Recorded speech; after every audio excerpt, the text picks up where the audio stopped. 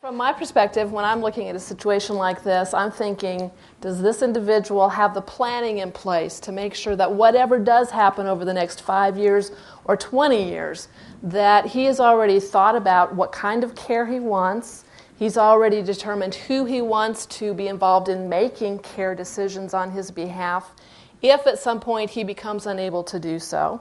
And becoming unable to do so could mean temporarily, like he's in the hospital and he's having some kind of treatment, and right now he's just not in a mental state to make decisions. Or it could mean that he's been diagnosed and has progressed along the line with an Alzheimer's disease or something of that nature, and that he really will never be able to make decisions again. Either way, any of us at any point could become unable to make decisions. And so having good planning in place, I think, is very important in that regard. It involves three things. One is the Durable Advance Directive for Healthcare. That is the medical document that says if I can't make a decision myself, I name this other individual to do so. And then it's always good to name at least another backup.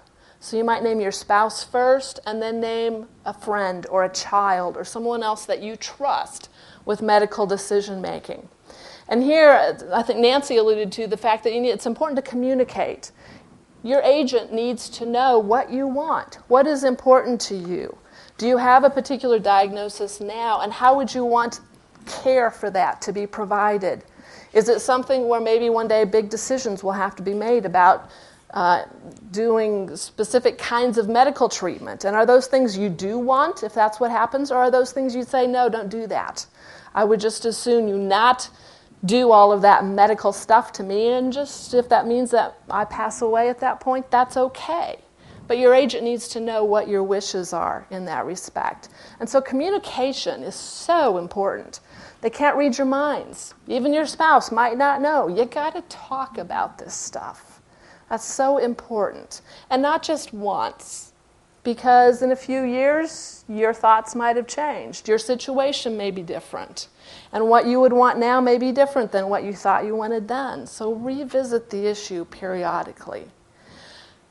It's such a gift to your family, to the individuals you've named to make these decisions, if you tell them what you want.